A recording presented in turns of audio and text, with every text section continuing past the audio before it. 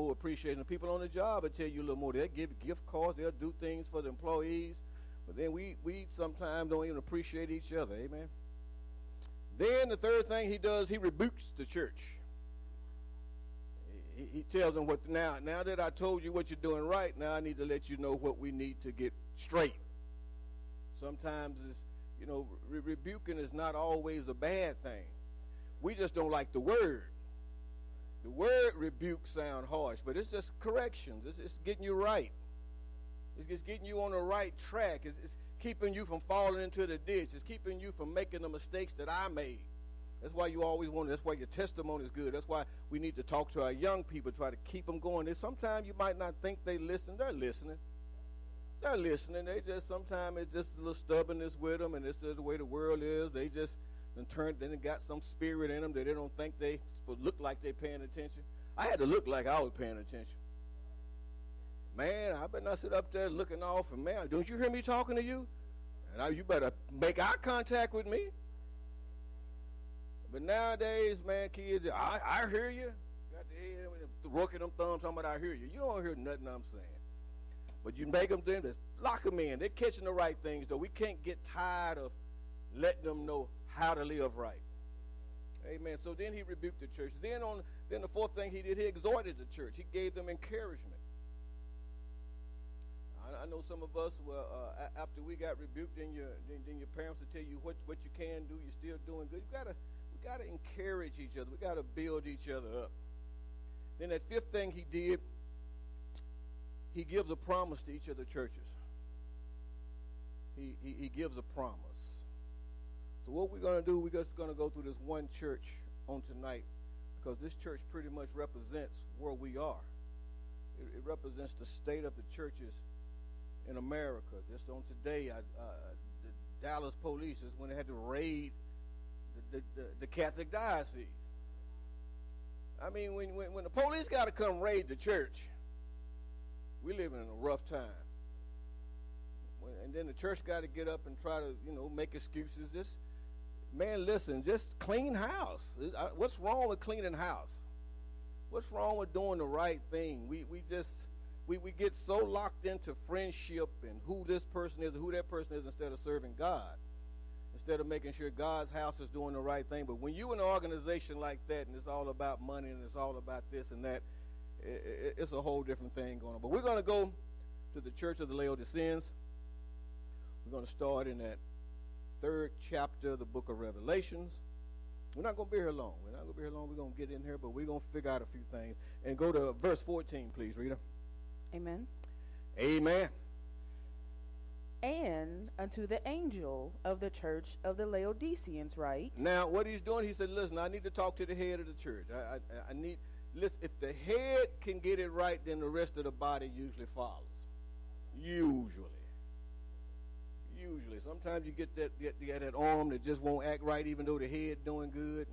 Sometimes you got that bad leg and you just got to drag it on. But most of the time, if the head is in good shape, the rest of it can come on.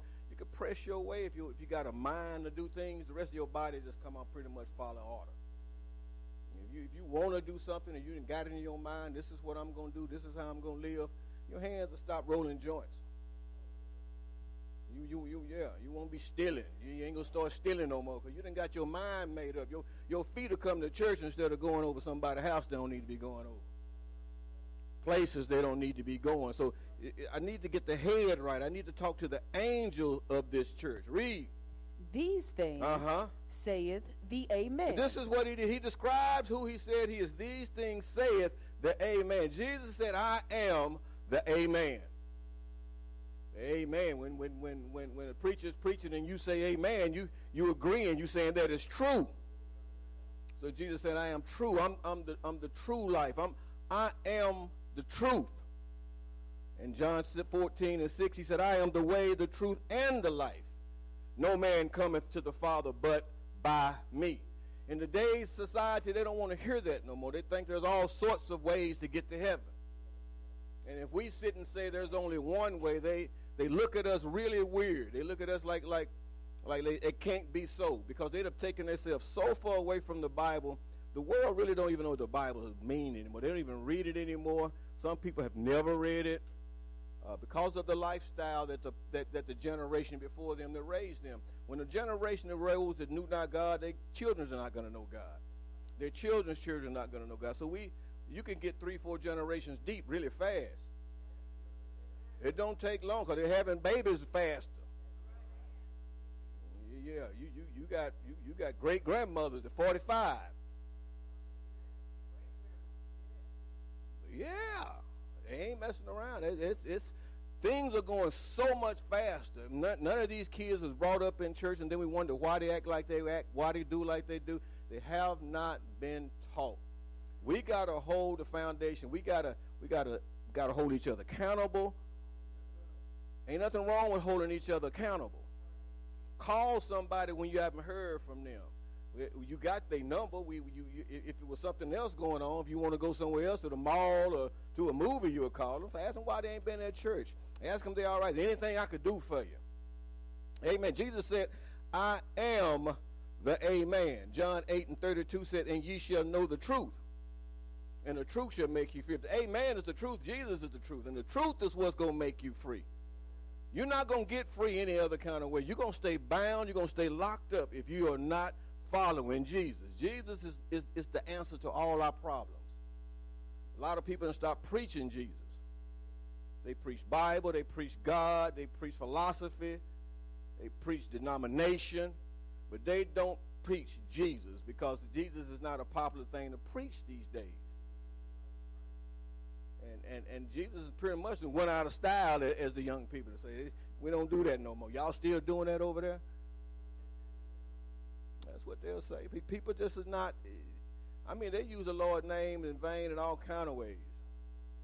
Yeah, all their little sayings and when they get mad, and we just live in a rough time. The Laodicean time. Read. The faithful and true witness. Jesus said, I'm the faithful and true witness. I'm the one that is here for you. I'm faithful. If nobody else is faithful, Jesus is. And we got to walk just like Jesus. We got to be faithful. We got to understand there's a lot to being faithful. When I went to preach at a church way before I became a pastor, he wanted me to write something. I said, well, man, I guess I'm faithful. And man, that man said, man, you couldn't have put nothing else better on your bio than saying you faithful. Faithful, it's a lot to say when somebody you can depend on them. You know, when the doors open, certain people are going to be here in their spot, in their position, doing what they're supposed to do, holding down what they need to hold down. You could give somebody a position or a job. You ain't ever got to worry about that no more. But then some people, man, you got to get them the job. You got to look over their show. You might well do it yourself. If you're going to hold a position at UHDT, be faithful to the position. Don't just half do it when you get ready. If you don't feel good or whatever, then you at church, but then don't want to do your position. Ain't nothing. It's really crazy when you come to church and then don't want to do your position. He says, I'm the faithful and true witness. Read. The beginning of the creation of God. He is the beginning of the creation of God. Jesus put himself out there. Jesus said, I am the one. I am the beginning. I'm the end. I'm the Alpha, Omega. I'm the first. I'm the last. Whenever we talk about Jesus, he's within all the realms. We gotta understand who Jesus is.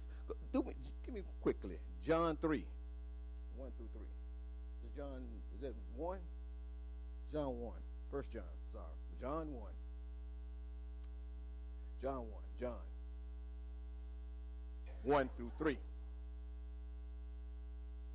Just as gospel. Amen. Amen. In the beginning. In the beginning. I told you, he said he's in the beginning of the creation of God. Read. Was the Word. Was the Word. Read. And the Word was with God. And the Word was with God. Jesus has always been here. A lot of people want to say that Jesus didn't show up until he was born of the Virgin Mary. That's when the man Jesus came. That's when he came on earth. Jesus has always been here. People don't preach this. People don't want to talk about it. People don't think Jesus showed up at Christmas time. Read. And the Word was God. And the Word was God. Read the Bible. The same was in the beginning with He God. was with God in the beginning. That's what he just told the church of the Laodiceans. I've always been here. I am the beginning of the creation of God. Read.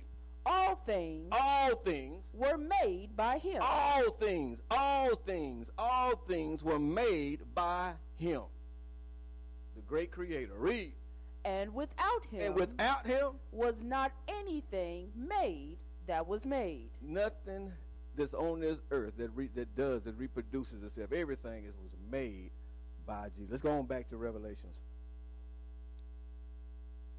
Now, I told you from the beginning we're gonna do the 5 points. We're gonna do the description of Christ. We just did a description of Christ. We know who Christ is now. Now we're gonna go to the accommodations of the church.